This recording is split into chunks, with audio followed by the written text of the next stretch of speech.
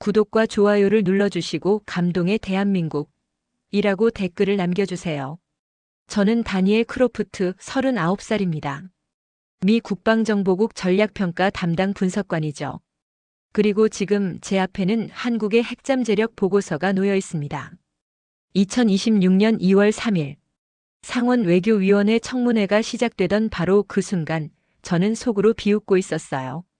한국이요? 핵 잠재력이라고요? 웃기는 소리였습니다.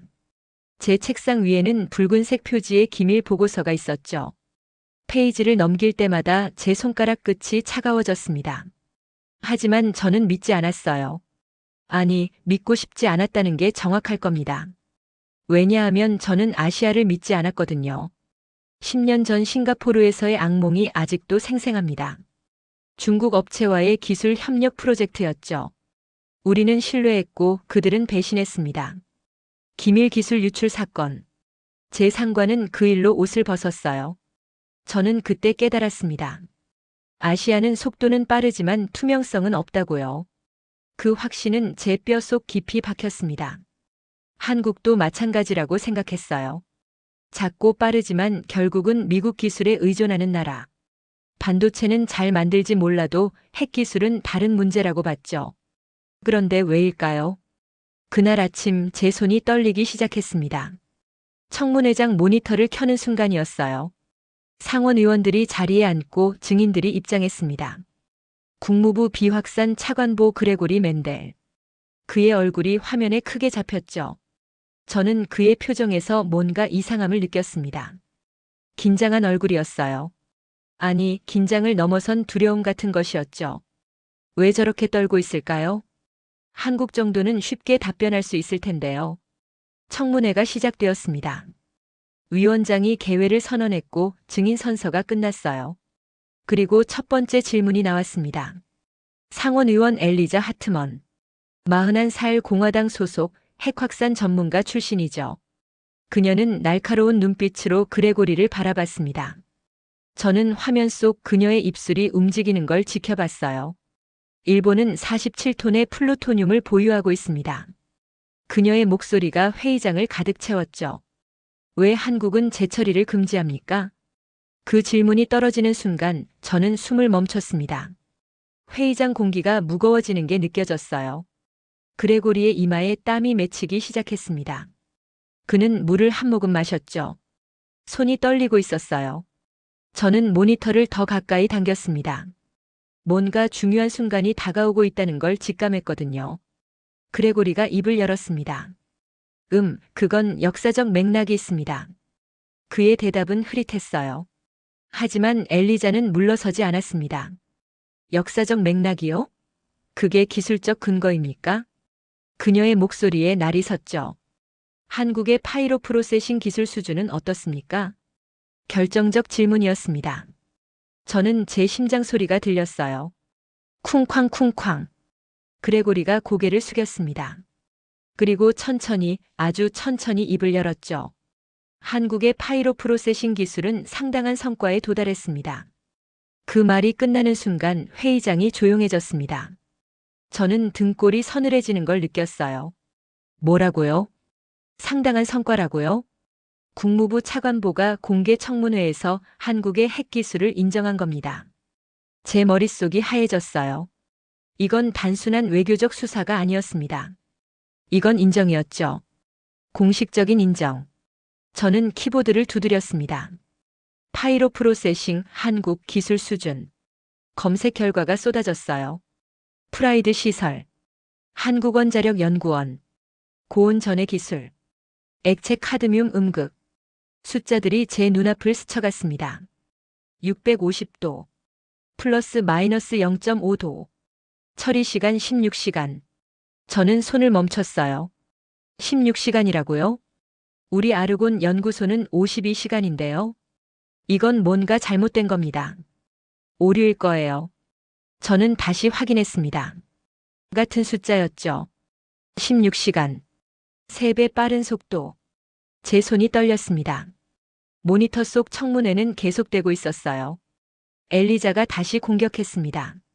그렇다면 왜 일본에게는 플루토늄 재처리를 허용하고 한국에게는 금지합니까? 이중잣대 아닙니까? 그레고리는 답변하지 못했습니다. 입만 벙긋거릴 뿐이었죠. 저는 그 모습을 보며 깨달았어요. 우리에게 답이 없다는 걸요.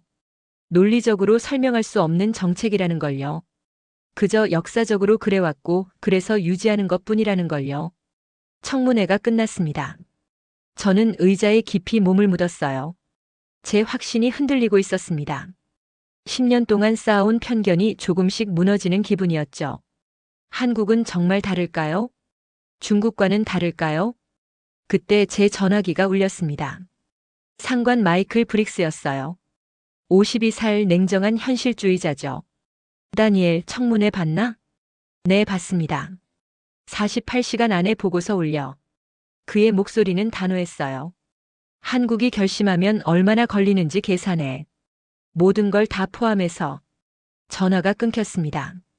저는 빈 화면을 바라봤어요. 48시간. 제 인생에서 가장 무거운 숫자였습니다. 저는 커피를 한 잔 더 뽑았습니다. 세 번째 잔이었죠. 손이 떨려서 컵을 제대로 잡기도 힘들었어요. 책상 위에는 자료들이 산처럼 쌓여 있었습니다. 일본 플루토늄 보유량, 한국 사용 후행 연료 데이터, 국제원자력기구 보고서들. 저는 숫자들을 하나씩 들여다봤어요. 일본 플루토늄 47톤. 이건 공식적으로 인정된 수치죠. 재처리 시설도 있고 고속 증식로 계획도 있었습니다. 물론 실패했지만요. 하지만 그들에겐 권리가 있었어요. 재처리할 권리, 플루토늄을 보유할 권리, 미일원자력 협정이 그걸 허용했습니다. 그런데 한국은요? 금지, 철저한 금지. 한미원자력 협정은 한국의 재처리를 막아왔죠. 저는 그게 당연하다고 생각했었어요. 한국은 작은 나라고 북한과 대치 중이니까요. 위험하니까요. 그게 제 생각이었습니다. 하지만 청문회를 보고 난 뒤 뭔가 찜찜했어요. 정말 그게 전부일까요? 저는 과거 기록을 뒤지기 시작했습니다. 1974년. 한국이 프랑스로부터 재처리 시설을 도입하려 했던 해죠. 미국이 압박했고 한국은 포기했습니다. 1978년. 다시 시도. 다시 압박. 다시 포기. 1992년 남북 비핵화 공동선언. 한국은 약속을 지켰어요. 재처리 포기. 농축 포기. 하지만 일본은요? 같은 시기에도 재처리를 계속했죠. 로카쇼무라 시설. 수십억 달러를 쏟아부은 거대한 재처리 공장. 아직도 가동 중입니다. 저는 화면을 뚫어지게 바라봤어요. 이게 공평한 겁니까? 같은 동맹국인데 왜 일본은 되고 한국은 안 되는 거죠? 그때 제 옆자리 동료가 말을 걸어왔습니다. 루카스 리드 34살. MIT 출신 공학 천재죠. 다니엘, 표정이 안 좋은데? 저는 한숨을 쉬었어요. 루카스, 이거 봐. 일본은 플루토늄 보유가 허용되는데 한국은 왜 안 돼? 루카스가 어깨를 으쓱했습니다. 그거야 뻔하잖아. 일본은 우리 해구산 아래 있으니까. 믿을 수 있지. 저는 반박했어요. 한국도 해구산 아래 있는데요. 루카스가 웃었습니다. 한국은 북한이 있잖아. 긴장도가 다르지. 저는 고개를 저었어요. 그게 이유라면 오히려 한국에게 더 필요한 거 아닌가요? 억지력이? 루카스의 얼굴이 굳어졌습니다. 그렇긴 하네. 우리는 잠시 침묵했어요. 저는 다시 자료로 돌아갔습니다. 청문회 녹취록을 열었죠. 엘리자 하트먼의 질문들을 하나씩 읽어내려갔어요. 일본은 왜 예외인가? 기술적 근거는 무엇인가? 한국의 투명성 기록은 완벽하지 않은가? 그녀의 질문 하나하나가 제 가슴을 찔렀습니다. 맞는 말이었거든요. 한국은 국제원자력기구 사찰을 성실히 받아왔어요. 단 한 번도 위반 기록이 없죠. 투명성으로 따지면 세계 최고 수준입니다. 그런데 왜요? 왜 재처리는 안 되는 거죠? 저는 국무부 내부 문서를 찾아봤습니다. 기밀 해제된 옛날 자료들이었어요. 1970년대 문서. 한국의 핵개발 우려. 박정희 정권의 핵무기 개발 의혹. 그래서 막았다는 내용이었죠. 하지만 그게 50년 전 이야기 아닙니까? 지금은 2026년입니다. 민주화도 이루어졌고 경제도 성장했어요. 한국은 완전히 다른 나라가 됐습니다. 그런데 우리 정책은 여전히 50년 전에 머물러 있었어요. 저는 답답함이 밀려왔습니다. 이건 정책이 아니라 관성이었죠. 그냥 해왔으니까 계속하는 것. 논리도 근거도 없이요. 제 컴퓨터에 이메일이 도착했습니다. 마이클 브릭스였어요. 제목은 긴급이었죠.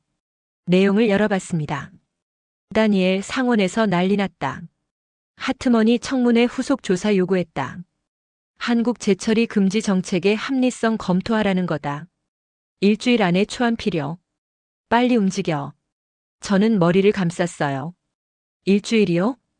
이 복잡한 문제를 일주일 안에 정리하라고요? 하지만 선택의 여지가 없었습니다. 저는 작업에 돌입했어요. 먼저 한국의 핵 프로그램 역사를 정리했습니다. 1950년대 아이젠하워의 원자력의 평화적 이용 프로그램. 한국이 미국으로부터 연구용 원자로를 받았죠. 1960년대 첫 상업용 원전 건설 시작. 1970년대 재처리 시도와 미국의 압박. 1980년대 원전 건설 붐. 1990년대 남북 비핵화와 재처리 포기. 2000년대 파이로 프로세싱 연구 시작. 2020년대 기술적 성과 도달. 깔끔한 타임라인이었어요. 문제없는 역사. 투명한 기록. 그런데 왜 신뢰하지 못하는 거죠? 저는 일본과 비교표를 만들었습니다. 플루토늄 보유량 일본 47톤, 한국 0톤. 재처리 시설 일본 있음, 한국 없음. 국제원자력기구 사찰 위반 일본 0건, 한국 0건. 핵확산 금지 조약 준수 일본 예, 한국 예. 투명성 점수 일본 A, 한국 A+. 표를 보는 순간 제 얼굴이 화끈거렸습니다. 이게 뭡니까? 한국이 모든 면에서 더 투명하고 신뢰할 만한데요. 그런데 왜 일본은 허용하고 한국은 금지합니까? 저는 역사적 맥락을 찾아봤어요. 일본은 2차 세계대전 이후 미국의 핵심 동맹이었죠. 냉전 시기 소련 견제를 위해 일본의 원자력 산업을 키웠습니다. 플루토늄 재처리도 그 일환이었어요. 하지만 한국은요? 한국 전쟁 이후 가난한 나라. 미국의 원조로 연명하던 곳. 박정희가 핵개발 시도하자 즉각 제동을 걸었죠. 그 이미지가 지금까지 이어진 겁니다. 약하고 통제해야 하는 나라. 저는 씁쓸했어요. 2026년 한국은 세계 10위권 경제 대국입니다. 반도체, 배터리, 조선, 자동차. 모든 분야에서 선두를 달리죠. 민주주의 지수도 높고 법치도 확립됐어요. 그런데 우리는 여전히 50년 전 이미지로 한국을 보고 있었습니다. 제 편견도 그랬어요. 싱가포르에서의 중국 업체 경험. 그게 제 눈을 가렸던 겁니다. 한국도 중국도 일본도 다 똑같은 아시아라고요. 하지만 그건 틀렸어요. 각 나라는 다릅니다. 역사도 문화도 시스템도 다르죠. 한국은 한국만의 길을 걸어왔어요. 투명하게, 꾸준하게. 저는 보고서 작성을 시작했습니다. 제목은 한미원자력 협정 재처리 조항의 합리성 검토였어요. 첫 문장을 썼죠. 현행 정책은 역사적 관성에 기반하며 현재 한국의 기술적 능력과 투명성 수준을 반영하지 못한다. 타이핑하는 제 손이 떨렸습니다. 이 문장 하나가 50년 정책에 도전하는 것처럼 느껴졌거든요. 하지만 사실이었어요. 객관적 사실. 저는 계속 썼습니다. 일본과의 비교에서 드러나는 이중잣대. 한국의 완벽한 준수 기록. 파이로 프로세싱 기술의 상업적 잠재력. 하나씩 논리를 쌓아갔어요. 그때 루카스가 제 모니터를 힐끗 봤습니다. 와, 다니엘. 이거 진짜 쓸 거야? 저는 고개를 끄덕였어요. 사실이니까요. 루카스가 휘파람을 불었습니다. 용감하네. 국무부가 좋아할지 모르겠는데. 저는 웃었어요. 좋아하든 말든 제 일은 분석이니까요. 정치는 그들이 할 일이고요. 루카스가 엄지를 치켜 세웠습니다. 저는 다시 키보드로 돌아갔어요. 하지만 마음 한구석이 불편했습니다. 제가 지금 뭘 하고 있는 걸까요? 한국을 옹호하는 건가요? 아니면 그냥 객관적 사실을 쓰는 건가요? 저는 잠시 멈췄어요. 그리고 깨달았습니다. 이건 한국을 위한 게 아니라 우리 정책의 일관성을 위한 거라고요. 이중잣대는 우리 신뢰를 깎아먹습니다. 동맹국들이 보고 있어요. 왜 일본은 되고 한국은 안 되는지요? 그 질문에 답하지 못하면 우리 정책 전체가 흔들립니다. 저는 계속 보고서를 작성했어요. 밤이 깊어갔습니다. 사무실에는 저 혼자 남았죠. 형광등 불빛 아래서 키보드를 두드렸어요. 그리고 마지막 문장을 썼습니다. 한국에 대한 재처리 금지 정책은 재검토가 필요하며 기술적 투명성과 국제 사찰 체계를 전제로 한 부분적 허용을 고려해야 한다. 저장 버튼을 눌렀습니다. 끝이었어요. 저는 의자에 기대어 천장을 바라봤습니다. 제가 방금 뭘 한 걸까요? 50년 정책에 균열을 낸 걸까요? 아니면 그냥 당연한 사실을 쓴 걸까요? 답은 모르겠어요. 하지만 한 가지는 확실했습니다. 제 편견이 조금씩 무너지고 있다는 것. 한국이 제 생각보다 훨씬 강하고 투명하고 신뢰할 만하다는 것. 그걸 인정하기 시작했다는 것. 저는 컴퓨터를 껐습니다. 집으로 가는 길 차 안에서 생각했어요. 내일 청문회 후속 회의가 있습니다. 제 보고서가 논의될 거예요. 어떤 반응이 나올까요? 저는 알 수 없었습니다. 하지만 한 가지는 분명했어요. 한국에 대한 제 시선이 바뀌기 시작했다는 것. 그리고 그 변화가 저를 불편하게 만들었다는 것. 왜냐하면 10년 동안 믿어온 확신이 흔들리고 있었으니까요. 다음 날 아침 저는 일찍 출근했습니다. 회의가 오전 9시였거든요. 책상에 앉자마자 이메일을 확인했어요. 마이클로부터 메시지가 와 있었습니다. 보고서 잘 봤다. 오늘 회의에서 내가 직접 설명해. 준비해둬. 저는 심호흡을 했습니다. 직접 설명이라니요. 예상하지 못한 일이었어요. 회의실에 들어섰을 때 이미 몇 명이 앉아 있었습니다. 마이클 브릭스 국무부 동아시아 담당 부차관보 제니퍼 최 에너지부 원자력 담당 토머스 윌슨. 무거운 얼굴들이었죠. 저는 자리에 앉았어요. 마이클이 회의를 시작했습니다. 자, 다들 다니엘 보고서 읽었지? 의견 들어보자. 제니퍼가 먼저 입을 열었어요. 솔직히 말하면 시기적으로 곤란합니다.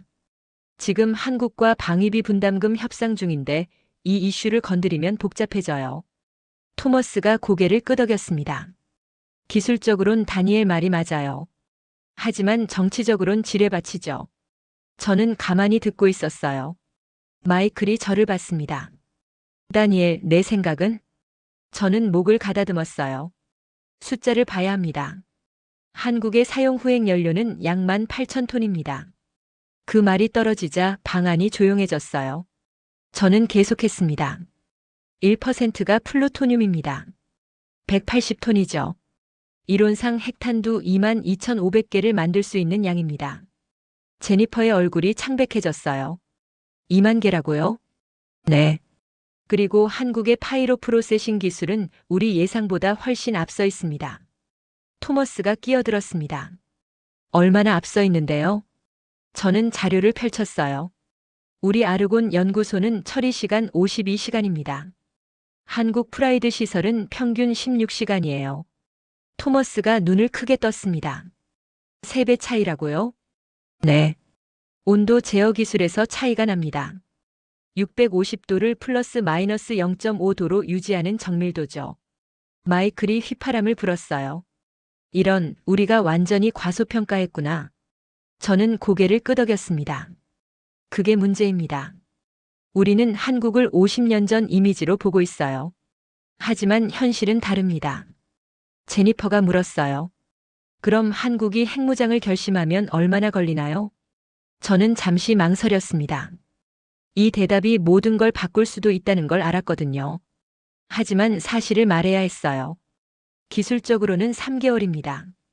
방 안 공기가 얼어붙었어요. 제니퍼가 되물었습니다. 3개월이요? 정말로요? 네. 파이로 프로세싱으로 플루토늄 분리 설계는 이미 완료됐을 가능성 높고 실험 한두 번이면 됩니다. 토머스가 고개를 저었어요. 믿을 수가 없네요. 우리가 그렇게 방심하고 있었다니. 마이클이 책상을 두드렸습니다. 좋아. 그럼 우리 선택지는 뭐지? 저는 준비한 슬라이드를 켰어요. 3가지입니다. 첫째, 현상 유지. 계속 금지하는 거죠. 하지만 한국 내 불만이 커질 겁니다. 제니퍼가 끼어들었어요. 이미 여론이 들끓고 있어요. 특히 젊은 층에서요. 저는 고개를 끄덕이고 계속했습니다. 둘째, 부분 허용. 국제 사찰 강화를 전제로 파이로 프로세싱을 인정하는 겁니다. 토머스가 물었어요. 그럼 플루토늄은요? 민간용으로 제한하고 군사 전용 불가 조항을 넣습니다. 국제원자력기구 상시 감시하고요. 마이클이 생각에 잠겼어요. 셋째 선택지는요? 저는 심호흡을 했습니다. 전면 허용. 한국을 일본과 동급으로 대우하는 겁니다. 제니퍼가 손을 저었어요. 그건 불가능해요.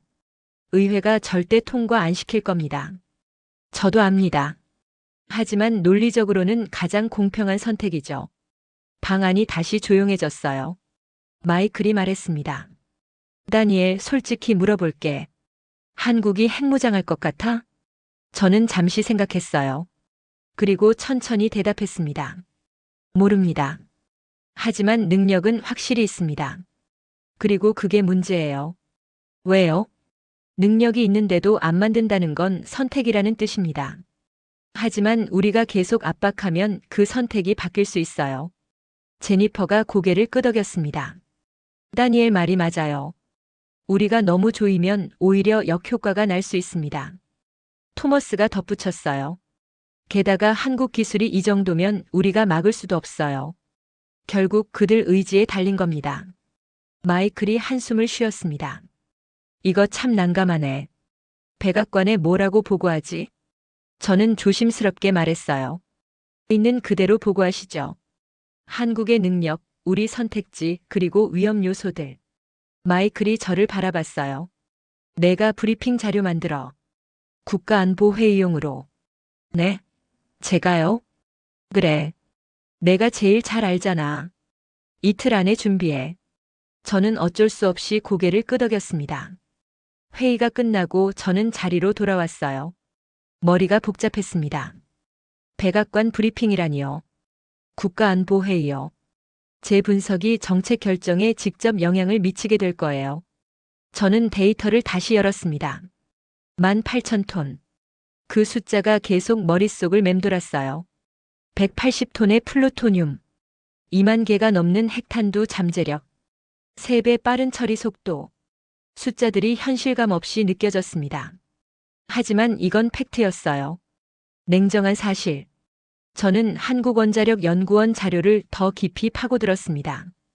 프라이드 시설의 설계도, 고온 전의 공정의 세부 사양, 액체 카드뮴 음극 시스템, 하나하나 뜯어봤어요. 그리고 감탄했습니다. 이건 단순한 모방이 아니었어요. 독자 개발이었죠. 미국 기술을 기반으로 했지만 완전히 다른 방향으로 진화시켰습니다. 온도 제어는 더 정밀해졌고 처리 속도는 획기적으로 빨라졌어요.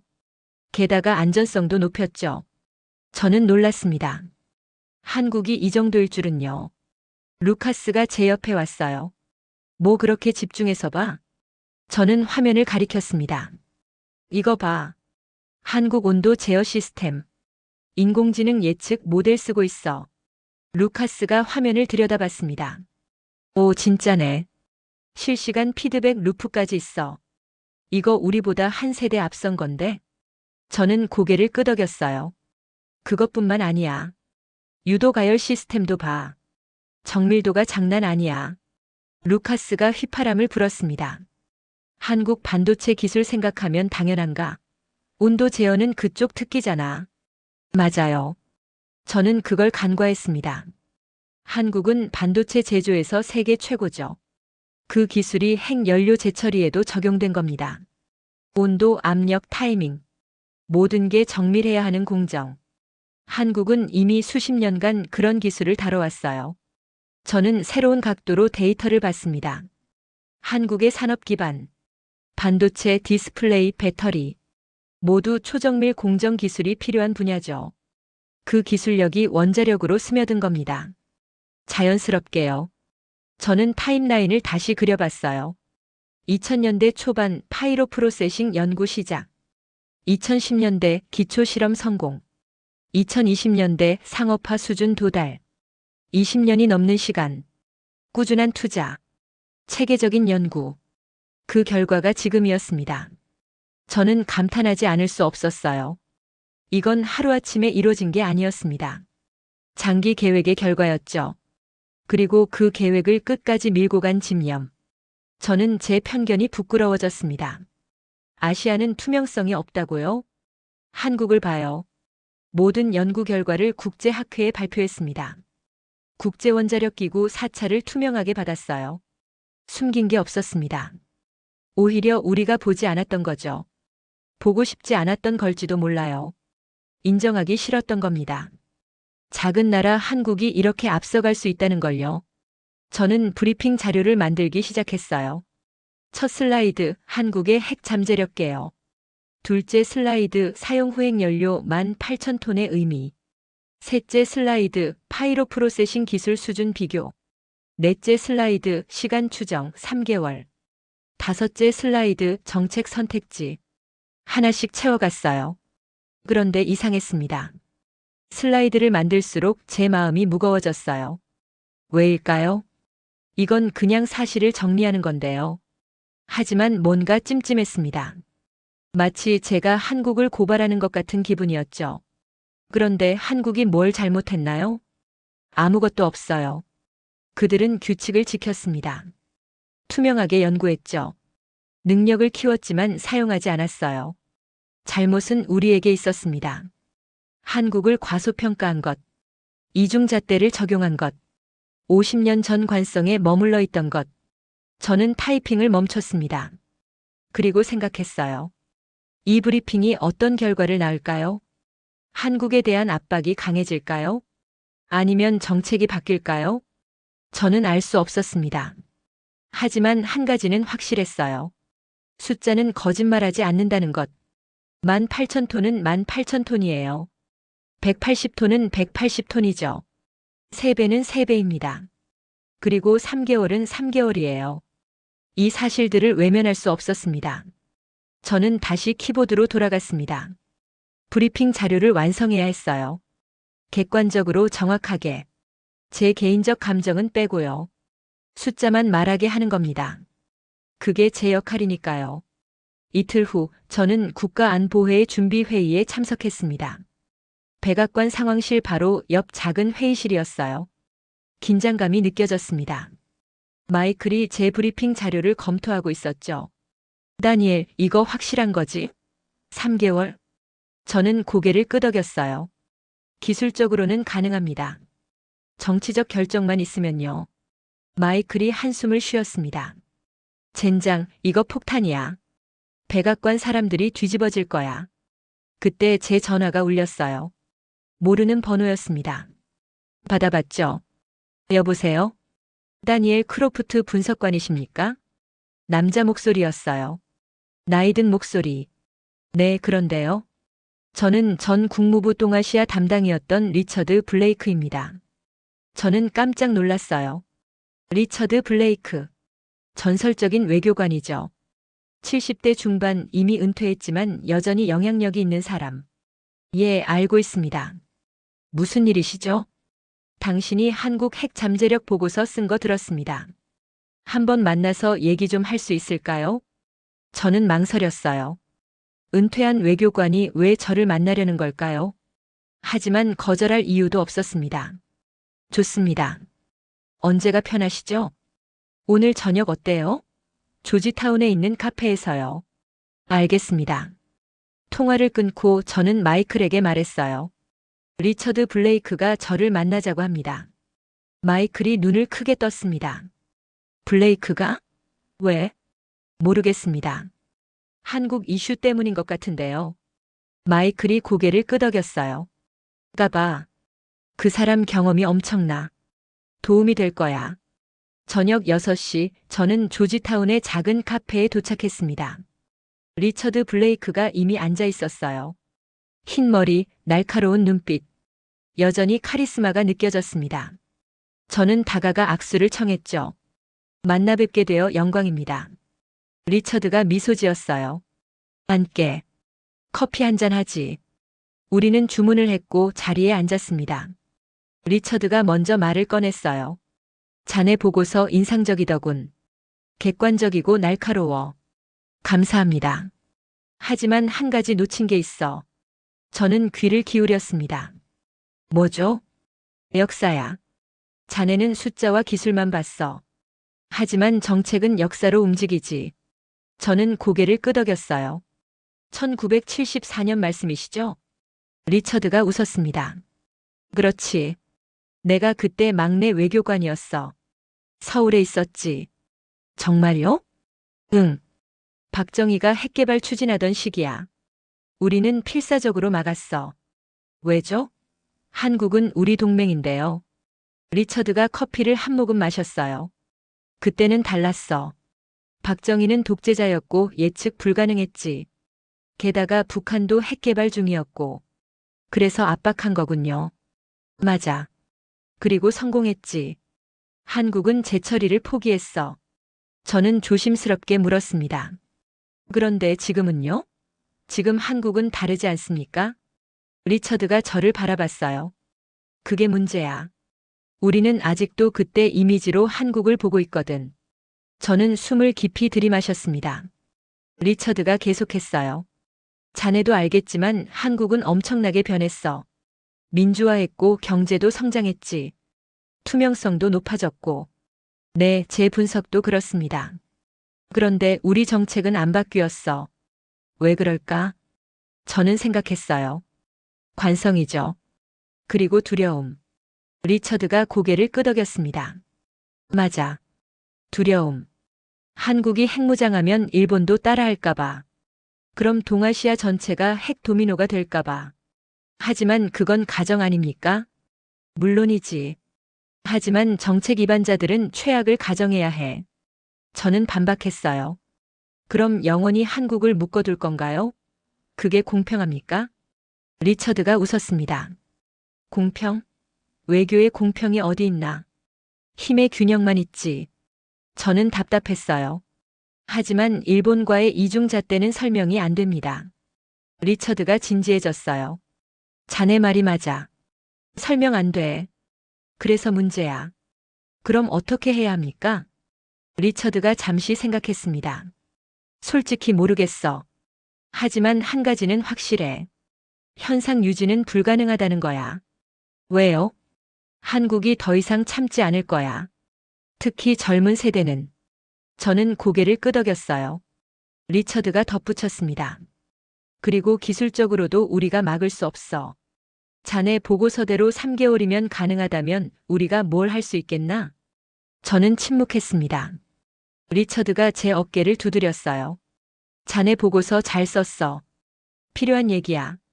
백악관에서 충격받을 테지만 현실을 직시해야 해. 감사합니다. 한 가지만 조언하지. 숫자만 보지 말고 사람도 봐. 사람이요? 응. 한국 사람들. 그들이 뭘 원하는지, 왜 원하는지. 그걸 이해해야 올바른 정책이 나와. 저는 그 말을 곱씹었습니다. 리처드와 헤어진 후 저는 혼자 걸었어요. 조지타운 거리를 천천히.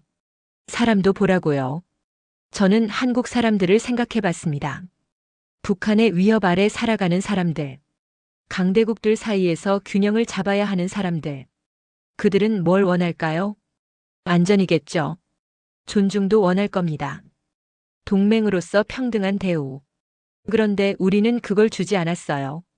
재처리는 금지하고 의심하고 통제하려 했죠. 마치 어린아이 다루듯이. 저는 부끄러웠습니다. 집에 돌아와 컴퓨터를 켰어요. 한국 여론을 검색했습니다. 자체 핵무장 찬성 여론 60% 이상. 재처리 권리 요구 70% 이상. 숫자들이 말하고 있었어요. 한국 국민들의 좌절을, 불공평함에 대한 분노를. 저는 한국 언론 기사들을 읽기 시작했습니다. 번역기를 돌려가며요. 왜 일본은 되고 우리는 안 되나? 미국은 우리를 동맹으로 보는가 아니면 속국으로 보는가? 우리도 주권 국가다. 기사 하나하나가 제 가슴을 찔렀어요. 그들이 느끼는 모욕감이 전해졌습니다. 저는 처음으로 한국 입장에서 생각해 봤어요. 북한이 핵무기를 개발하는데 자신들은 손발이 묶여 있다면요? 동맹국이라는 미국은 보호해주겠다고 하지만 정작 평등하게 대우하지 않는다면요? 일본에게는 플루토늄을 허용하면서 자신들에게는 금지한다면요? 화가 날 만했습니다. 당연한 반응이었어요. 저는 제 보고서를 다시 열었습니다. 그리고 새로운 섹션을 추가하기 시작했죠. 한국 국민 정서 분석. 리처드의 조언을 따른 겁니다. 숫자뿐 아니라 사람도 보는 거죠. 여론조사 데이터를 넣었어요. 언론 분석도 추가했습니다. 그리고 결론을 썼죠. 한국 국민들은 안전뿐 아니라 존중을 원한다. 기술적 능력을 갖췄음에도 자제하고 있는 것은 동맹에 대한 신뢰 때문이다. 하지만 그 신뢰가 일방적 희생을 요구한다면 언젠가 깨질 수 있다. 타이핑하는 제 손이 떨렸습니다. 이 문장이 정책 위반자들에게 어떻게 받아들여질까요? 경고로 들릴까요? 아니면 위협으로 들릴까요? 저는 몰랐습니다. 하지만 써야 했어요. 사실이니까요. 저장 버튼을 눌렀습니다. 그리고 의자에 기댔죠. 창밖을 바라봤어요. 워싱턴의 밤하늘이 보였습니다. 별이 없었어요. 도시의 불빛이 너무 밝아서 저는 생각했습니다. 제 편견이 깨지고 있다고요. 10년 전 싱가포르에서 품은 확신. 아시아는 믿을 수 없다는 생각. 그게 조금씩 허물어지고 있었어요. 한국은 달랐습니다. 투명하고 책임감 있고 신뢰할 만했죠. 그리고 무엇보다 능력이 있었어요. 우리가 인정하든 안 하든 그들은 이미 그 수준에 도달했습니다. 이제 선택은 우리에게 있었어요. 계속 묶어둘 것인가? 아니면 평등한 파트너로 인정할 것인가? 저는 답을 몰랐습니다. 하지만 한 가지는 확실했어요. 제가 더 이상 예전의 다니엘이 아니라는 것. 한국을 보는 제 눈이 바뀌었다는 것. 그리고 그 변화가 저를 불편하게 만들면서도 동시에 자유롭게 만들었다는 것. 편견에서 벗어나는 건 고통스럽습니다. 하지만 필요한 과정이었어요. 진실을 보기 위해서는요. 저는 컴퓨터를 껐습니다. 내일은 백악관 브리핑이었어요. 준비는 끝났습니다. 이제 결과를 기다리는 일만 남았죠. 저는 잠자리에 들었어요. 하지만 쉽게 잠들지 못했습니다. 머릿속에서 숫자들이 빙글빙글 돌았거든요. 18,000톤, 180톤, 3개월. 그리고 리처드의 말. 사람도 봐. 저는 눈을 감았습니다. 내일이면 모든 게 달라질지도 모른다고 생각하면서요. 백악관 상황실. 저는 그곳에 처음 들어가 봤습니다. 생각보다 작았어요. 하지만 무게감이 달랐죠. 이곳에서 수많은 중대 결정이 내려졌을 테니까요. 국가안보보좌관 제임스 코너가 자리에 앉았습니다. 국무장관, 국방장관, 에너지부 장관도 함께였어요. 저는 맨 끝자리에 앉았습니다. 브리핑을 할 준비를 하면서요. 제임스가 회의를 시작했습니다. 자, 오늘 안건은 한국 핵 잠재력입니다. 국방정보국 크로프트 분석관이 브리핑하겠습니다. 저는 일어섰어요. 심호흡을 하고 프레젠테이션을 시작했죠. 첫 슬라이드를 켰습니다. 한국은 현재 약 18,000톤의 사용 후행 연료를 보유하고 있습니다. 방안이 조용해졌어요. 이 중 1%가 플루토늄입니다. 약 180톤이죠. 국방장관이 끼어들었습니다. 180톤이면 핵탄두가 몇 개나 가능하죠? 저는 준비한 답을 했어요. 이론상 22,500개입니다. 방 안 공기가 무거워졌습니다. 저는 다음 슬라이드로 넘어갔어요. 한국의 파이로 프로세싱 기술 수준입니다. 화면에 프라이드 시설 사진이 떴죠. 이 시설은 650도의 고온에서 작동합니다. 정밀도는 플러스 마이너스 0.5도입니다. 에너지부 장관이 눈을 크게 떴어요. 0.5도라고요? 그게 가능합니까? 네. 유도 가열 시스템과 인공지능 온도 예측 모델을 사용합니다. 저는 기술 세부 사항을 설명했습니다. 액체 카드뮴 음극, 실시간 피드백 루프, 자동 조정 시스템. 하나하나 짚어가며 말했죠. 그리고 가장 중요한 숫자를 던졌습니다. 처리 시간은 평균 16시간입니다. 우리 아르곤 연구소는 52시간이 걸립니다. 국무장관이 물었어요. 3배 차이라는 말입니까? 네. 온도 제어 기술의 차이입니다. 제임스가 끼어들었습니다. 어떻게 그게 가능하죠? 한국이 우리보다 앞섰다는 건가요? 저는 조심스럽게 대답했어요. 이 분야에서는 그렇습니다. 한국은 반도체 제조에서 세계 최고 수준의 온도 제어 기술을 보유하고 있습니다. 그 기술이 원자력 분야로 전이된 겁니다. 방 안 사람들이 서로 눈빛을 교환했어요. 불편한 침묵이 흘렀습니다. 저는 계속했죠. 650도라는 온도는 단순한 숫자가 아닙니다. 이 온도에서 염화물이 용융되고 전기화학적 반응이 일어나죠. 플러스 마이너스 5도 범위를 벗어나면 반응이 불안정해집니다. 에너지부 장관이 끄덕였어요. 그래서 정밀 제어가 핵심이군요. 맞습니다. 그리고 한국은 이 기술을 20년 넘게 연구했습니다. 체계적으로 꾸준히요. 저는 타임라인 슬라이드를 보여줬습니다. 2000년 연구 시작, 2005년 첫 실험, 2010년 소규모 성공, 2015년 프라이드 시설 가동, 2020년 상업화 수준 도달.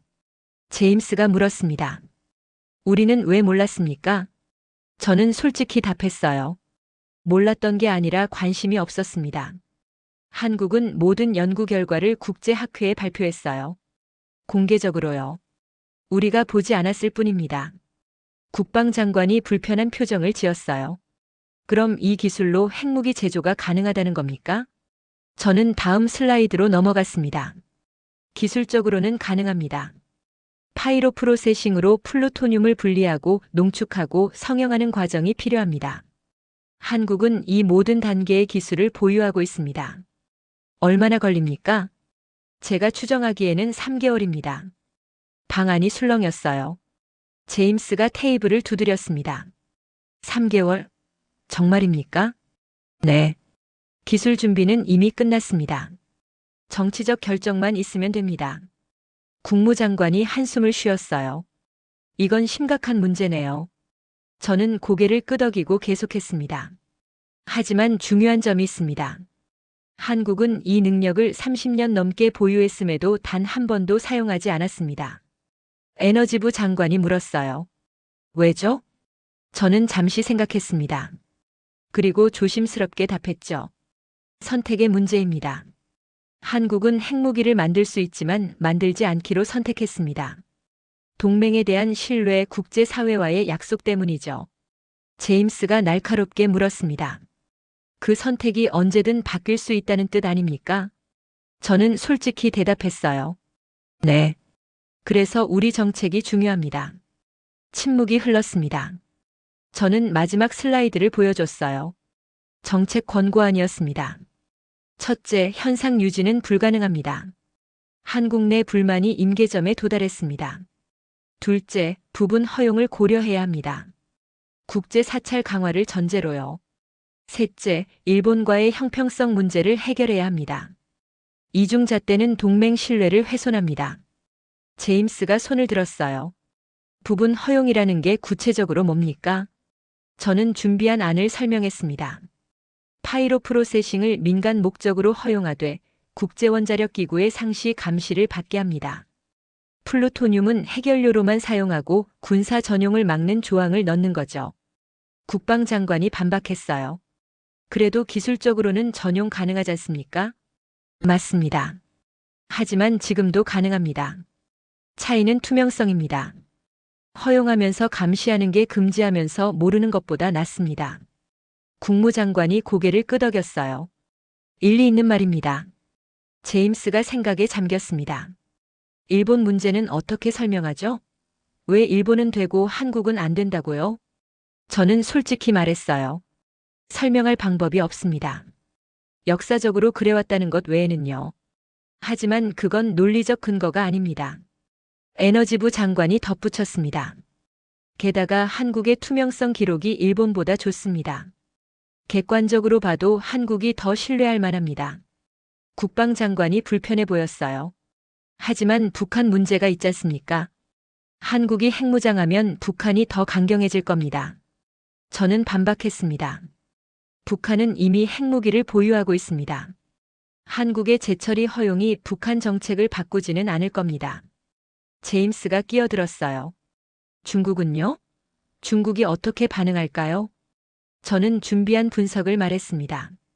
중국은 반대할 겁니다. 하지만 이미 북한 핵무기에 대해서도 반대했죠. 실제 행동으로 옮기지는 않았습니다. 국무장관이 물었어요. 일본이 따라서 핵무장할 가능성은요? 저는 고개를 저었습니다. 일본은 이미 재처리 능력이 있습니다. 핵무장하려면 언제든 할 수 있어요. 하지 않는 건 정치적 선택입니다. 한국 재처리 허용이 그 선택을 바꾸지는 않을 겁니다. 제임스가 한숨을 쉬었어요. 복잡하네요. 저는 고개를 끄덕였습니다. 네. 하지만 결정을 미룰수록 더 복잡해집니다. 한국의 기술은 계속 발전하고 국민 불만은 커지고 있으니까요. 회의가 끝나고 저는 밖으로 나왔습니다. 복도에서 마이클이 기다리고 있었어요. 어땠어? 저는 어깨를 으쓱했습니다. 모르겠어요. 반응이 엇갈렸습니다. 마이클이 제 어깨를 두드렸어요. 잘했어. 내가 할 일은 다 했어. 이제 정치인들이 결정할 차례지. 저는 고개를 끄덕였습니다. 하지만 마음이 무거웠어요. 650도. 그 숫자가 계속 머릿속을 맴돌았습니다. 한국이 20년 넘게 연구한 기술. 체계적으로 투명하게 쌓아온 능력. 우리는 그걸 인정해야 할까요? 아니면 계속 부정해야 할까요? 저는 답을 몰랐습니다. 하지만 한 가지는 확실했어요. 650도는 거짓말하지 않는다는 것. 플러스 마이너스 0.5도는 한국의 정밀함을 증명한다는 것. 그리고 16시간은 그들의 효율성을 보여준다는 것. 숫자가 말하고 있었습니다. 한국은 이미 그 수준에 도달했다고요. 우리가 인정하든 안 하든요. 저는 사무실로 돌아왔습니다. 루카스가 물었어요. 어땠어? 저는 고개를 저었습니다. 말하기 힘들어. 복잡해. 루카스가 웃었어요. 당연하지. 50년 정책을 바꾸려는 건데. 저는 의자에 앉았습니다. 그리고 생각했어요. 650도의 비밀. 그건 단순한 온도가 아니었습니다. 한국의 집념이었어요. 20년 넘게 한 길을 걸어온 끈기. 실패해도 포기하지 않은 의지. 그리고 마침내 도달한 성과. 저는 감탄하지 않을 수 없었습니다. 이건 하루아침에 이루어진 게 아니에요.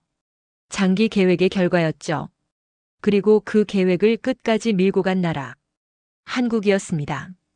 저는 컴퓨터를 켰어요. 한국 과학자들의 논문을 찾아봤습니다. 파이로 프로세싱 관련 논문들. 하나하나 읽어내려갔죠. 놀라웠어요. 수준이 정말 높았습니다. 이론도 탄탄하고 실험도 치밀했어요. 그리고 무엇보다 투명했습니다. 모든 데이터를 공개했죠. 숨긴 게 없었어요. 저는 제 편견이 부끄러웠습니다. 아시아는 투명성이 없다고요? 이 논문들을 보세요. 미국 학회지에 실린 논문들. 동료 평가를 거친 연구들. 완벽하게 투명했습니다. 저는 한숨을 쉬었어요. 그리고 인정했습니다. 한국은 정말 다르다고요. 제가 생각했던 것과는요. 650도. 그 숫자는 이제 제게 다른 의미였습니다. 한국의 능력을 상징하는 숫자. 그리고 제 편견을 깨트린 숫자. 저는 창밖을 바라봤어요. 워싱턴의 하늘이 보였습니다. 구름이 흘러가고 있었죠. 저도 변하고 있었습니다. 천천히 하지만 확실하게요. 일주일 후 저는 국립문서보관소에 있었습니다. 마이클이 오래된 기밀 문서를 검토하라고 했거든요. 1970년대 한국 핵 프로그램 관련 자료들. 대부분 기밀 해제됐지만 아직 제대로 분석되지 않은 것들이었어요. 저는 먼지 쌓인 파일 상자를 열었습니다. 1974년. 박정희 정권 시절. 한국이 프랑스로부터 재처리 시설을 도입하려 했던 해죠. 첫 문서를 펼쳤어요. 중앙정보국 보고서였습니다. 제목은 한국 핵개발 우려였죠. 한국 정부가 핵무기 개발 의도를 갖고 있는 것으로 판단됨. 즉각적인 압박 필요. 저는 다음 페이지를 넘겼습니다. 국무부 전문이었어요. 주한 미국 대사가 박정희를 압박한 기록. 재처리 시설 도입을 중단하라는 내용이었죠. 그렇지 않으면 군사 원조를 재검토하겠다는 위협도 포함돼 있었습니다. 저는 숨이 막혔어요. 이게 동맹국을 대하는 방식인가요? 다음 문서는 박정희의 답변이었습니다. 번역문이었죠. 우리는 자주 국방을 원한다. 북한의 위협으로부터 스스로를 지킬 권리가 있다. 간절함이 느껴졌습니다. 하지만 미국은 들어주지 않았어요. 더 강한 압박이 이어졌죠. 경제 원조 중단 위협, 무기 수출 금지, 국제금융기관 차관 막기, 모든 수단을 동원했습니다. 그리고 결국 박정희는 굴복했어요. 1975년 재처리 시설 도입 취소. 저는 그 문서를 읽으며 복잡한 감정이 들었습니다. 우리가 옳았던 걸까요? 박정희는 독재자였습니다. 핵무기를 가졌다면 어떻게 사용했을지 모르죠. 하지만 그의 입장도 이해가 됐어요. 북한은 소련과 중국의 지원을 받으며 군사력을 키우고 있었습니다. 한국은 미국에만 의존해야 했죠. 그게 불안했을 겁니다. 자주 국방을 원한 건 당연했어요. 저는 다음 파일을 열었습니다. 1978년. 또다시 재처리 시도. 이번에는 캐나다 기술이었어요. 그리고 또다시 미국의 압박. 같은 패턴의 반복이었습니다. 저는 타임라인을 정리해 봤어요. 1974년 첫 번째 시도 실패. 1978년 두 번째 시도 실패. 1982년 세 번째 시도 실패. 한국은 포기하지 않았어요. 계속 시도했습니다. 하지만 매번 미국이 막았죠. 그리고 1992년 남북 비핵화 공동선언. 한국은 재처리를 완전히 포기했습니다. 저는 그 선언문을 읽었어요. 남과 북은 핵재처리 시설과 우라늄 농축 시설을 보유하지 아니한다. 명확한 약속이었습니다. 그리고 한국은 지켰어요. 30년 넘게요. 저는 일본 자료를 찾아봤습니다. 같은 시기 일본은 어땠을까요? 1970년대 일본도 재처리를 추진했습니다. 하지만 미국의 반응은 달랐어요. 압박 대신 협상, 위협 대신 협력. 1988년 미일 원자력 협정 개정. 일본에게 재처리 권리를 부여했습니다. 저는 두 나라의 차이를 비교했어요. 한국 압박, 금지, 위협. 일본 협상, 허용, 협력. 같은 동맹국인데 왜 이렇게 다른 대우를 받았을까요? 저는 당시 배경을 조사했습니다. 1970년대 동아시아 정세. 베트남 전쟁 종결, 닉슨 독트린, 주한미군 감축 논의. 한국은 버림받을까봐 두려워했어요. 그래서 자체 핵 개발을 시도한 겁니다. 하지만 미국은 그걸 위협으로 봤죠. 통제 불가능한 동맹국. 반면 일본은 달랐습니다. 전후 평화헌법, 미군 기지 제공, 안정적인 민주주의. 미국이 신뢰할 수 있는 파트너였어요. 그래서 재처리를 허용한 겁니다. 저는 이해했습니다. 당시 맥락에서는 그럴 수 있었다고요. 하지만 지금은요? 2026년 한국은 완전히 다릅니다. 민주화됐고 경제대국이 됐고 투명해졌어요. 그런데 정책은 여전히 50년 전에 머물러 있었습니다. 저는 최근 문서를 찾아봤어요. 2000년대 한미원자력 협정 개정 협상 기록. 한국이 재처리 권리를 요구했습니다. 미국은 거부했어요. 2015년 협정 개정. 하지만 재처리는 여전히 금지. 대신 파이로 프로세싱 연구는 허용했죠. 저는 그 타협안을 보며 생각했습니다. 반쪽짜리 양보였어요. 연구는 하되 상업화는 안 된다는 거. 한국은 그걸 받아들였습니다. 다른 선택이 없었으니까요. 하지만 연구는 계속했어요. 언젠가는 상업화할 수 있을 거라는 희망을 갖고서요. 그리고 이제 그 수준에 도달했습니다. 저는 모든 문서를 다시 쭉 훑어봤어요. 50년의 역사가 펼쳐졌습니다. 한국의 끈질긴 시도, 미국의 일관된 거부, 일본과의 불평등한 대우, 그리고 한국의 인내. 저는 감탄했습니다. 50년을 참았다는 게요. 능력을 키우면서도 사용하지 않았다는 게요. 동맹에 대한 신뢰를 저버리지 않았다는 게요. 저는 문서함을 닫았습니다. 그리고 사무실로 돌아왔어요. 마이클이 물었습니다. 뭐 찾았어? 저는 고개를 끄덕였어요. 네. 역사를 찾았습니다. 역사? 우리가 50년 동안 한국을 어떻게 대했는지요. 그리고 한국이 얼마나 인내했는지요. 마이클이 진지해졌습니다. 그래서 저는 솔직히 말했어요. 우리가 빚을 졌습니다. 한국에게요. 마이클이 눈썹을 치켜 올렸어요. 빚이라고? 네. 50년 동안 한국은 우리를 믿고 기다렸습니다. 제철이를 포기하고 동맹을 지키고 투명하게 행동했죠. 우리는 그 신뢰에 보답해야 합니다. 마이클이 한숨을 쉬었어요. 정치인들이 그렇게 생각할까? 모르겠습니다. 하지만 그게 옳은 일입니다. 마이클이 제 어깨를 두드렸습니다. 다니엘, 내가 변했구나. 저는 웃었어요. 네. 저도 느낍니다. 뭐가 널 바꿨지? 숫자요. 그리고 역사요. 편견을 깨뜨렸습니다. 마이클이 고개를 끄덕였어요. 좋은 일이야. 분석과는 편견 없이 봐야 하니까. 저는 동의했습니다. 그날 밤 저는 집에서 생각했어요. 1974년의 복선. 우리가 막았던 나라. 하지만 그 나라는 포기하지 않았습니다. 50년을 참고 기다렸어요. 기술을 키우고 능력을 쌓고 신뢰를 지켰죠. 그리고 이제 돌아왔습니다. 더 강해져서요. 우리가 막을 수 없을 정도로요. 저는 창밖을 바라봤습니다. 별이 보였어요. 도시 불빛 너머로요. 그 별들처럼 한국도 빛나고 있었습니다. 우리가 가렸지만 사라지지 않은 빛. 이제 그 빛을 인정할 때가 됐습니다. 저는 그렇게 믿었어요. 2주일 후 다시 국가안보회의가 소집됐습니다. 이번에는 대통령도 참석했어요. 긴장감이 다른 수준이었죠. 저는 맨 뒤에 앉아 있었습니다. 필요하면 질문에 답변하기 위해서요. 대통령이 들어왔고 모두 일어섰습니다. 앉으라는 신호와 함께 회의가 시작됐어요. 제임스 코너 국가안보보좌관이 브리핑을 시작했습니다. 각하, 한국 핵 잠재력 문제입니다. 심각한 상황입니다. 대통령이 고개를 끄덕였어요. 들어봅시다.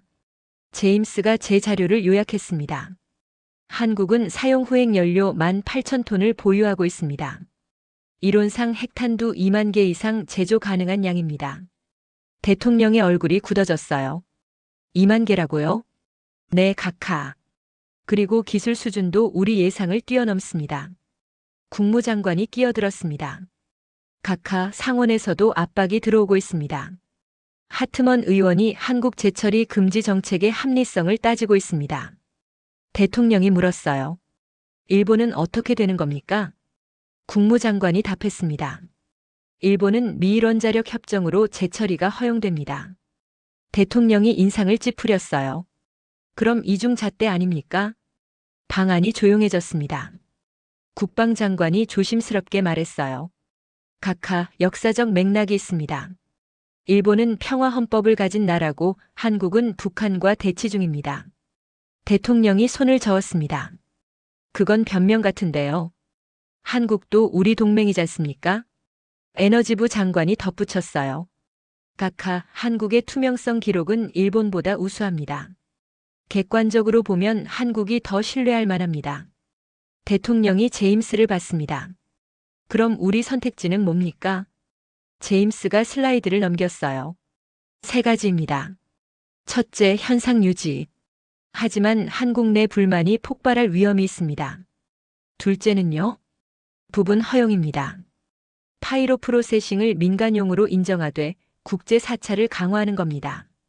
대통령이 생각에 잠겼어요. 셋째는요? 전면 허용입니다. 일본과 동급으로 대우하는 거죠. 대통령이 고개를 저었습니다. 셋째는 의회가 통과 안 시킬 겁니다. 그때 국방장관이 질문을 던졌어요. 각하, 제일 중요한 질문이 있습니다. 한국이 핵무장을 할까요? 방 안 모든 사람의 시선이 대통령에게 쏠렸습니다. 대통령이 저를 봤어요. 크로프트 분석관, 자네 의견은? 저는 일어섰습니다. 심호흡을 하고 답했죠. 각하, 솔직히 모릅니다. 대통령이 눈썹을 치켜 올렸어요. 모른다고요? 네. 이건 기술 문제가 아니라 정치적 선택의 문제입니다. 설명해 보시오. 저는 준비한 말을 했습니다. 한국은 기술적으로 3개월 안에 핵무기를 만들 수 있습니다. 하지만 30년 넘게 만들지 않았습니다. 능력이 없어서가 아니라 선택하지 않았기 때문입니다. 왜 선택하지 않았을까요?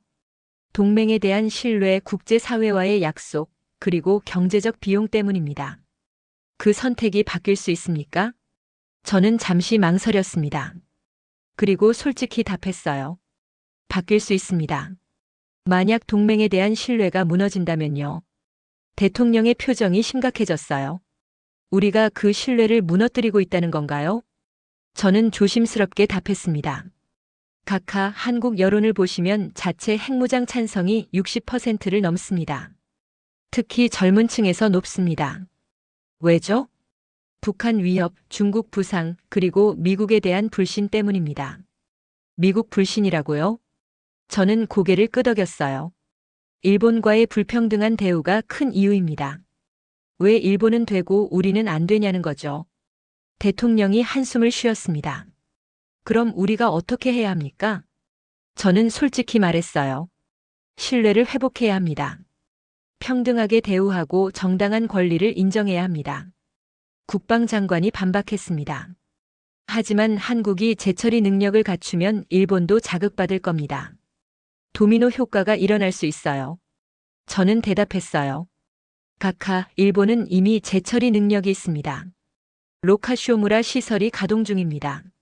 한국 재처리 허용이 일본 정책을 바꾸지는 않을 겁니다. 국무장관이 덧붙였습니다. 게다가 일본은 평화헌법 때문에 핵무장이 사실상 불가능합니다. 헌법 개정이 필요한데 국민 여론이 반대합니다. 대통령이 생각에 잠겼어요. 침묵이 흘렀습니다. 그때 에너지부 장관이 말했습니다. 각하, 제 생각엔 부분 허용이 현실적입니다. 국제 사찰을 강화하고 투명성을 확보하면서 한국의 정당한 요구를 들어주는 거죠. 대통령이 고개를 끄덕였어요. 의회 반응은 어떨까요? 제임스가 답했습니다. 반대가 있을 겁니다. 하지만 설득 가능합니다. 한국의 투명성 기록과 동맹 기여도를 강조하면요. 대통령이 저를 다시 봤습니다. 크로프트 분석관, 마지막 질문입니다. 만약 우리가 계속 거부하면 어떻게 됩니까? 저는 심호흡을 했습니다. 그리고 제가 생각하는 최악의 시나리오를 말했어요. 각하, 한국이 일방적으로 재처리를 시작할 수 있습니다.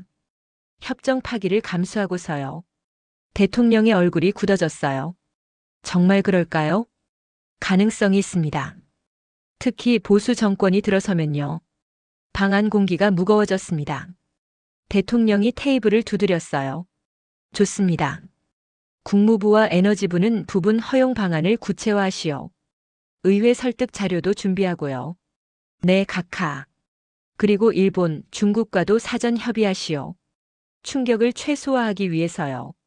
알겠습니다. 대통령이 일어섰습니다. 우리는 한국을 잃을 수 없습니다. 가장 중요한 동맹국 중 하나니까요. 공평하게 대우합시다. 회의가 끝났습니다. 저는 밖으로 나왔어요. 복도에서 마이클이 기다리고 있었습니다. 어땠어? 저는 안도의 한숨을 쉬었어요. 부분 허용 방향으로 가는 것 같습니다. 마이클이 미소 지었습니다. 잘했어. 내 분석이 결정적이었어. 저는 고개를 저었어요. 저는 그냥 사실을 말했을 뿐입니다. 그게 중요한 거야. 편견 없이 사실을 보는 것. 저는 고개를 끄덕였습니다. 사무실로 돌아오는 길 저는 생각했어요. 공포의 질문. 한국이 핵무장을 할까요? 저는 여전히 답을 몰랐습니다. 하지만 한 가지는 확실했어요. 우리가 어떻게 대하느냐에 따라 답이 달라진다는 것. 신뢰로 대하면 신뢰로 돌아옵니다. 불신으로 대하면 불신으로 돌아오죠. 한국은 30년을 참았어요. 동맹을 믿고 기다렸습니다. 이제 우리가 보답할 차례였습니다. 평등하게 대우하고 정당한 권리를 인정하는 것. 그게 동맹의 의미 아닐까요? 저는 그렇게 믿었습니다. 3개월 후 저는 최종 보고서를 작성하고 있었습니다. 한미원자력 협정 개정 협상이 타결됐어요. 부분 허용 방안이 채택된 겁니다. 한국은 파이로 프로세싱을 민간용으로 사용할 수 있게 됐죠. 물론 국제원자력기구의 강화된 사찰을 전제로요. 저는 키보드를 두드리며 감회가 새로웠습니다. 3개월 전만 해도 저는 한국을 믿지 않았어요. 아시아는 투명성이 없다고 생각했죠. 한국도 그 범주라고 봤습니다. 하지만 지금은 달라요. 한국은 제가 생각했던 것과 완전히 달랐습니다. 투명하고 책임감 있고 신뢰할 만한 나라였어요. 그리고 무엇보다 강했습니다. 진짜 강함이요. 저는 보고서 마지막 섹션을 쓰기 시작했어요. 제목은 절제의 힘이었습니다. 한국은 핵무기를 2만 개 만들 수 있는 잠재력을 가졌다. 저는 첫 문장을 썼습니다. 사용 후 핵연료 18,000톤, 플루토늄 180톤, 파이로 프로세싱 기술. 모든 조건이 갖춰져 있었어요. 기술적으로는 3개월이면 가능했습니다. 하지만 30년간 단 한 번도 그 능력을 사용하지 않았다. 저는 계속 타이핑했어요. 능력이 없어서가 아니라 선택하지 않았기 때문이다. 그 선택이 중요했습니다. 한국은 할 수 있었어요. 충분히요. 미국이 막을 수도 없었죠. 기술적으로 이미 그 수준에 도달했으니까요. 하지만 하지 않았습니다. 왜일까요? 저는 잠시 타이핑을 멈추고 생각했어요. 동맹에 대한 신뢰 때문이었을까요? 부분적으로는 맞습니다. 하지만 그것만은 아니었어요. 국제사회와의 약속도 있었죠. 남북 비핵화 공동선언, 핵 확산 금지 조약. 한국은 그 약속들을 지켰습니다. 30년 넘게요. 그리고 무엇보다 절제였습니다. 힘이 있어도 함부로 쓰지 않는 것. 능력이 있어도 선택하지 않는 것. 그게 진짜 강함 아닐까요?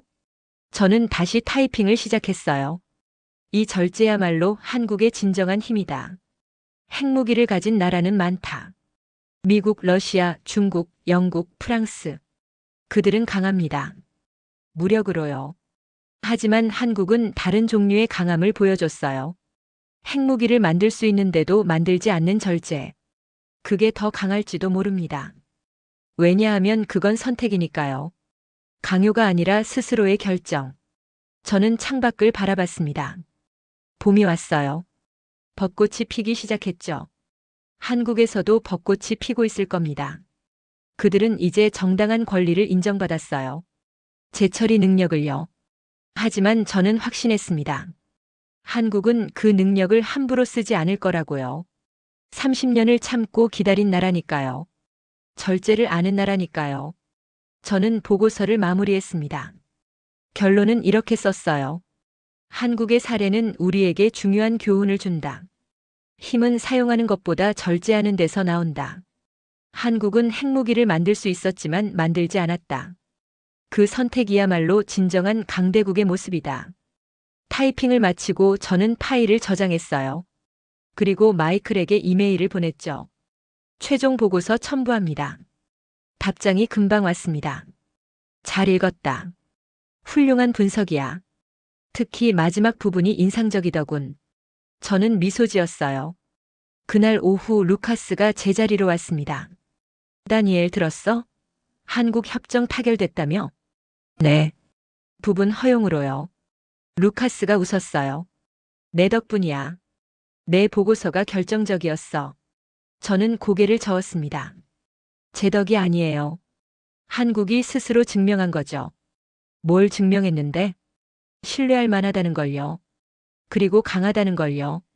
루카스가 고개를 끄덕였어요. 그래, 내가 많이 변했구나. 예전 다니엘이었다면 이렇게 얘기 안 했을걸? 저는 웃었습니다. 예전 저는 편견에 갇혀 있었죠. 싱가포르 경험 때문에요. 이제는 다르고. 네. 이제는 각 나라를 개별적으로 봅니다. 한국은 한국이에요. 중국도 일본도 아니죠. 루카스가 제 어깨를 두드렸습니다. 그게 좋은 분석관의 자세지. 저는 고개를 끄덕였어요. 그날 저녁 집에 돌아와 뉴스를 봤습니다. 한미원자력 협정 개정 소식이 나왔어요. 한국 언론은 환영 일색이었죠. 드디어 평등한 대우를 받게 됐다고요. 미국 언론은 조심스러웠습니다. 한국에 대한 신뢰가 시험대에 올랐다고요. 저는 두 반응 다 이해했어요. 한국 입장에서는 50년 만에 정당한 권리 회복이었습니다. 미국 입장에서는 새로운 도전이었죠. 하지만 저는 낙관적이었어요. 한국은 그 신뢰를 저버리지 않을 겁니다. 30년을 참고 기다린 나라니까요. 절제를 아는 나라니까요. 한 달 후 저는 서울에 출장을 갔습니다. 한국원자력연구원 방문이었어요. 프라이드 시설을 직접 보기 위해서요. 시설에 들어서는 순간 저는 압도됐습니다. 규모가 엄청났어요. 그리고 정밀했죠. 모든 게 완벽하게 통제되고 있었습니다. 온도, 압력, 타이밍. 650도를 플러스 마이너스 0.5도로 유지하는 시스템. 저는 그걸 직접 봤어요. 실시간으로 작동하는 걸요. 연구원이 설명했습니다. 우리는 20년 넘게 이 기술을 연구했습니다. 실패도 많았죠. 하지만 포기하지 않았어요. 왜 포기하지 않았습니까? 저는 물었어요. 연구원이 웃었습니다. 우리 미래를 위해서죠. 사용 후행 연료를 안전하게 관리하고 에너지 자립을 이루기 위해서요. 핵무기는요? 연구원의 표정이 진지해졌어요. 우리는 핵무기를 원하지 않습니다. 평화를 원하죠. 하지만 평화는 힘에서 나옵니다. 절제된 힘에서요. 저는 그 말에 깊이 공감했습니다. 절제된 힘. 그게 바로 한국이었어요. 시설 견학을 마치고 저는 서울 거리를 걸었습니다. 사람들이 바쁘게 움직이고 있었어요. 평범한 일상. 전쟁의 공포도 핵의 위협도 느껴지지 않았습니다. 하지만 그들은 알고 있었어요. 북한의 핵무기, 중국의 부상, 불확실한 미래. 그래도 그들은 살아갔습니다. 절제하며 인내하며 희망을 품고요. 저는 감동했습니다. 이 나라의 강인함에요. 한국으로 돌아와 최종 평가 보고서를 썼습니다. 제목은 한국 파이로 프로세싱 시설 현장 평가였어요. 결론은 간단했습니다. 한국은 약속을 지킬 것이다. 기술적 능력과 도덕적 절제를 동시에 보유한 나라이기 때문이다. 보고서를 제출하고 저는 의자에 기댔어요. 제 여정이 끝났습니다. 편견에서 시작해 진실로 끝난 여정. 한국을 의심하던 사람이 한국을 신뢰하게 된 여정. 그리고 깨달았습니다. 제가 두려워한 건 핵이 아니라 절제였다고요. 핵무기를 가진 나라는 예측 가능합니다. 힘을 쓸 거니까요. 하지만 핵무기를 만들 수 있는데도 만들지 않는 나라는요? 그건 예측 불가능합니다. 왜냐하면 그건 선택이니까요. 그리고 선택은 언제든 바뀔 수 있으니까요. 하지만 동시에 그 선택이야말로 진정한 강함이라는 것도 깨달았어요. 함부로 쓰지 않는 힘, 절제하는 힘. 그게 진짜 강대국의 모습이라는 것. 한국은 그걸 보여줬습니다. 30년 동안요. 그리고 앞으로도 보여줄 겁니다. 왜냐하면 그게 한국이니까요. 절제를 아는 나라. 진정한 강대국. 저는 창밖을 바라봤어요. 워싱턴의 하늘이 맑았습니다. 별이 보였죠. 낮인데도 희미하게요. 그 별들처럼 한국도 빛나고 있었습니다. 조용히 하지만 확실하게요. 우리가 가렸지만 사라지지 않은 빛. 이제 그 빛을 인정했습니다. 평등한 파트너로요. 저는 미소 지었어요. 그리고 생각했습니다. 이게 시작이라고요. 새로운 한미 관계의 시작. 신뢰와 존중에 기반한 진정한 동맹의 시작. 저는 그렇게 믿었습니다. 감동특별시의 이야기는 여러분의 구독과 좋아요, 작은 관심으로 이루어집니다. 감동시민들의 이야기는 내일도 찾아오겠습니다. 감사합니다.